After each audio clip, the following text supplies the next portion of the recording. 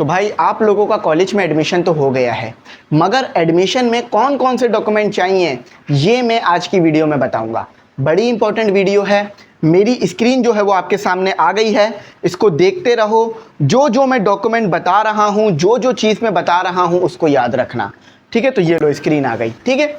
आपने ध्यान रखना है सारी चीज़ों का। अच्छा, डोमिसाइल चाहिए या नहीं, पीआरसी चाहिए या नहीं, स्टूडेंट का एनआईसी होना चाहिए या नहीं, कैरेक्टर सर्टिफिकेट कहाँ से मिलेगा, प्रोफेशनल सर्टिफिकेट कहाँ से मिलेगा, ओथ टेकिंग सर्टिफिकेट कहाँ से मिलेगा, सारी चीज़ें मैं आपको बता दूंगा। जस्ट वीडियो वॉच करो। देखो भाई, सारी चीज़ें मैं 2 मिनट के अंदर तो नहीं बता सकता ना, मुझे टाइम चाहिए, तो थोड़ी सी वीडियो देख लो। अब देखो, आप मेरी बात नहीं सुन रहे, आप कह रहे हो यार छोड़ो, कोई इंपॉर्टेंट बात नहीं कर रहा, हटाओ, मीम लगाते हैं, टिकटॉक लगाते हैं, ठीक है हटा दो। जब आप अपने कॉलेज जाओगे, जो कि आपके 10 किलोमीटर दूर है, 5 किलोमीटर दूर है, 25 किलोमीटर दूर है, वहाँ जाके पता चलेगा यार ये छोटा सा डॉक्यूमेंट तो मैं लाना ही भूल गया या लाना ही भूल गई। फिर दोबारा घर आओगे, फिर अगले दिन जाओगे। तो इससे अच्छा ये होता है कि जो बता रहा हूँ जस्ट सुन लो, फिर अगले दिन आराम से जाना, डॉक्यूमेंट वगैरह सबमिट कराना, कोई प्रॉब्लम नहीं होगी। बहुत सारे बच्चे यही करते हैं, इसीलिए बता रहा हूँ, ठीक है। बाद में मुझे बोलते हैं सर आपने बताया नहीं, मैंने कहा आपने पूरी वीडियो देखी नहीं। चलो अब स्टार्ट लेते हैं, ज़्यादा टाइम वेस्ट नहीं करते हैं। अच्छा, अब सबसे पहले आपने कहाँ जाना है, SECCAP.DGSC.GOS.PK पे निकलो। तो ये आपके सामने आपकी वेबसाइट डायरेक्ट आ गई मेरी, ठीक है। मेरी वेबसाइट डायरेक्ट आ गई, मैं इसे हटा के जो है वो स्टेप्स में ले आता हूँ, ठीक है। तो ये आ गई, देखो ये डायरेक्ट ही खुल रही है, बल्कि आपके पास भी डायरेक्ट खुल जाएगी। अगर डायरेक्ट ना खुले तो सबसे पहले ऊपर यही आ रहा होगा। अच्छा, उसके बाद आपने क्या करना है, उसके बाद आपको देखो यहाँ पर बहुत सारे ऑप्शन मिल रहे हैं। अगर अभी तक अब फॉर्म नहीं भरा है तो अप्लाई ऑनलाइन पे चले जाना, फॉर्म फिर से फिल कर सकते हो। अच्छा, अगर फॉर्म फिल कर दिया, रिजल्ट चेक करना है तो चेक स्टेटस पे चले जाना, रिजल्ट चेक हो जाएगा। अच्छा, क्लेम कॉलेज चेंज करना है, फील्ड चेंज करनी है तो क्लेम कॉलेज पे चले जाना। अब आपने कहाँ जाना है, आपने आना है, ये जो 3 डॉटेड लाइन बनी हुई है ऊपर की तरफ, आपको 3 डॉटेड लाइन बनी हुई नज़र आ रही होगी, देखो ये नज़र आ रही है, इस पर क्लिक कर दो।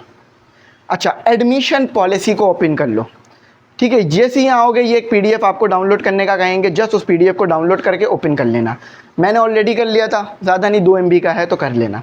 अच्छा, सबसे पहले जो आपको इन्होंने दिया हुआ है ना, मुख्तलिफ क्राइटेरिया दिया हुआ है, उसके बाद एलिजिबिलिटी क्राइटेरिया, उसके बाद 5वां अगर स्लाइड खोलोगे तो 5वें स्लाइड में इन्होंने कहा हुआ रिक्वायर्ड डॉक्यूमेंट फॉर एलिजिबिलिटी, यानी कौन कौन से डॉक्यूमेंट आपको चाहिए अपना स्केप फॉर्म भरने के लिए और फिर कॉलेज में एडमिशन सिक्योर करने के लिए।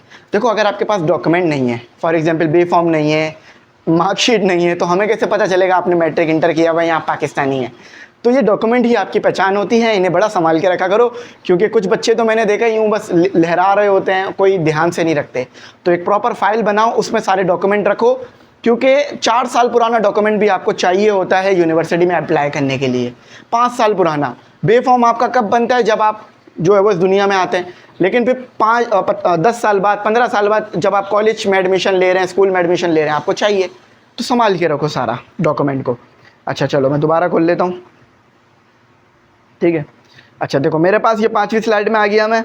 अब सबसे पहले वो कह रहे हैं the application from duly filled by the candidates shall be supported by the attested photocopies of following documents, यानी ये डॉक्यूमेंट आपको ओरिजिनल नहीं देना, डॉक्यूमेंट की जो है आपने फ़ोटोकॉपीज़ देनी है। तो 2-2, 3-3 फ़ोटोकॉपीज़ करा के रख लो अपने पास।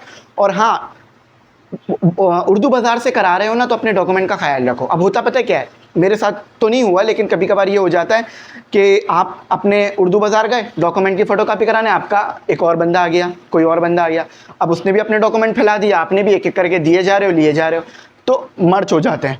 तो अलग से जाओ, रात में जाओ, कहीं अलग से सेपरेट जाकर अपने डॉक्यूमेंट कॉपी करा लो सारे, फादर के साथ या मदर के साथ या बड़े भाई के साथ। अच्छा, SSC certificate for admission at any level of studies. देखो, आपके पास मार्कशीट होती है 9 की, 10 की मार्कशीट होती है, और इसके अलावा आपके पास एक सर्टिफिकेट भी होता है, 9 और 10 कंबाइन मिलता है। सर्टिफिकेट मिलता है 9 और 10 करने के 2 साल बाद, मुझे भी 2 साल बाद मिला था। तो आप बोलोगे सर्टिफिकेट कहाँ से लाएं, तो आपको मार्कशीट चाहिए। 10 की भी मार्कशीट नहीं है आपके पास, क्यों? क्योंकि अभी तक रिजल्ट नहीं आया। तो 9 की मार्कशीट आपको चाहिए आपके एडमिशन को सिक्योर करने के लिए। ठीक है, 9 की मार्कशीट होनी चाहिए, 9 का एडमिट कार्ड होना चाहिए और 10 का भी एडमिट कार्ड, 9 और 10 का एनरोलमेंट कार्ड भी आपके पास होना चाहिए। पहली चीज़ हो गई। डिटेल मार्क्स यानी मार्कशीट की बात कर रहे हैं। प्रोविजनल सर्टिफिकेट, देखो अगर मार्कशीट नहीं है तो प्रोविजनल सर्टिफिकेट भी जाकर आप बोर्ड ऑफिस से निकलवा सकते हो। Of the last exam pass, last exam पास यानी जो आपने मैट्रिक 9 10 किया उसका, सही है। कैरेक्टर सर्टिफिकेट, अब बच्चे बोल रहे हैं सर हम पुलिस स्टेशन जाएं कैरेक्टर सर्टिफिकेट बनवाने के लिए, ये वो वाला कैरेक्टर सर्टिफिकेट नहीं है आपका। अभी ऐसा कोई कैरेक्टर नहीं है कि आपको पुलिस स्टेशन जाना पड़े। कैरेक्टर सर्टिफिकेट आपको बेटा आपके स्कूल से मिलेगा। मुझसे कुछ बच्चों ने कहा था तो मैंने कहा उन्हें बता दूं, क्योंकि अक्सर कैरेक्टर सर्टिफिकेट का जहाँ भी सवाल आता है ना, तो इसका मतलब ये होता है कि आपको पुलिस से जाके ये बनवाना होता है या मुख्तलिफ जगहों से, ठीक है। तो कैरेक्टर सर्टिफिकेट आपको मिलेगा आपके स्कूल से। कौन सा स्कूल? जिधर से आपने पढ़ा होगा। तो कैरेक्टर सर्टिफिकेट बनाने के लिए आप अपने स्कूल चले जाएँ, वहाँ पर जाके कहें, वैसे एप्लीकेशन देने की ज़रूरत तो नहीं पड़ती, जस्ट कह दें कि भाई मुझे कैरेक्टर सर्टिफिकेट चाहिए, वो आपको दे देंगे। अब मज़े की बात बताऊँ, मुझे कैरेक्टर सर्टिफिकेट 150 रुपये का मिला था, वो भी कब?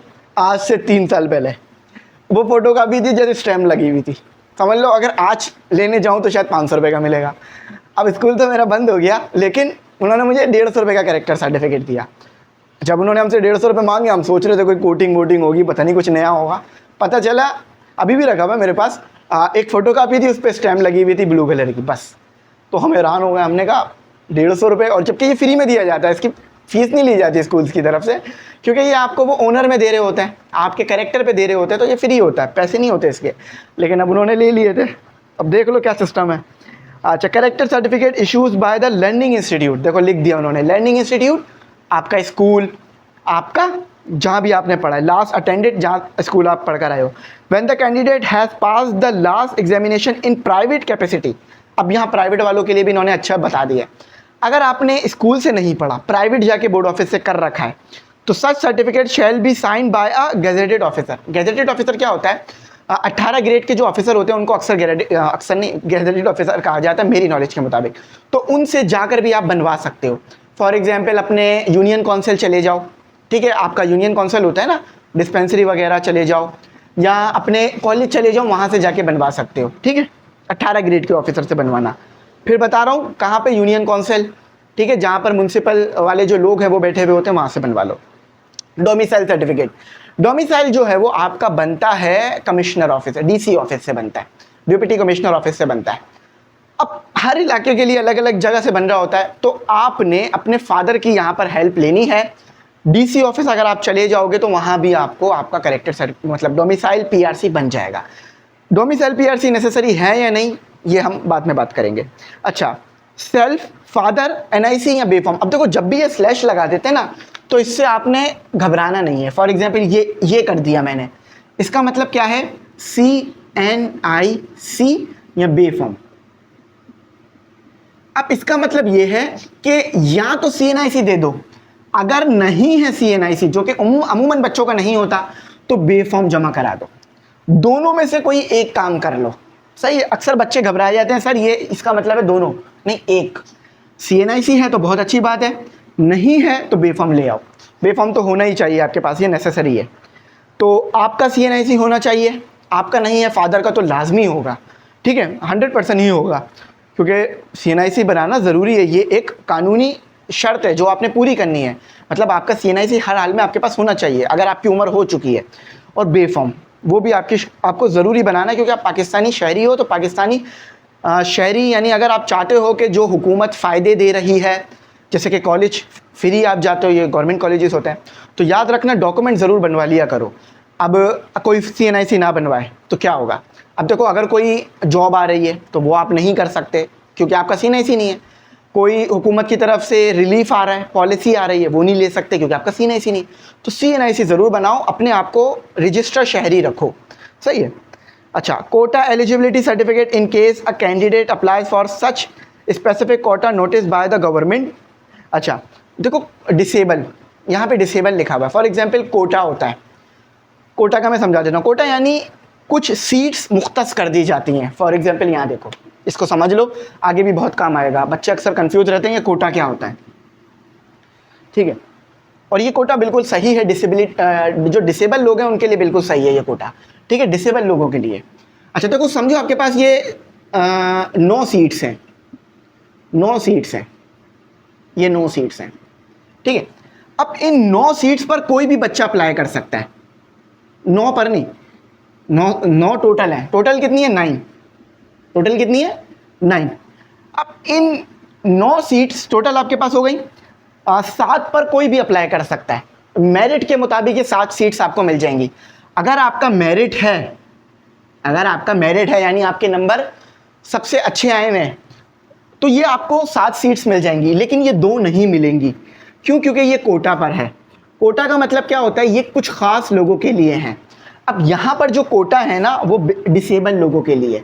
डिसेबल लोग कौन होते हैं? डिसेबल लोग हमारे वो भाई बहन होते हैं जिनके साथ या तो ज़िंदगी में कभी कोई ऐसी ट्रेजेडी हो जाती है जिसकी वजह से वो अपने हाथ या कोई जिस्म के आज़ा से महरूम हो जाते हैं, या पैदाइशी ऐसा हो जाता है, ठीक है, तो उन लोगों के लिए है। तो क्योंकि देखो भाई, वैसे तो माशरा अब इस तरफ चला गया है कि डिसेबल लोग भी किसी से कम नहीं हैं, वो भी अपनी पूरी सलाहियत का मुजाहरा करते हैं।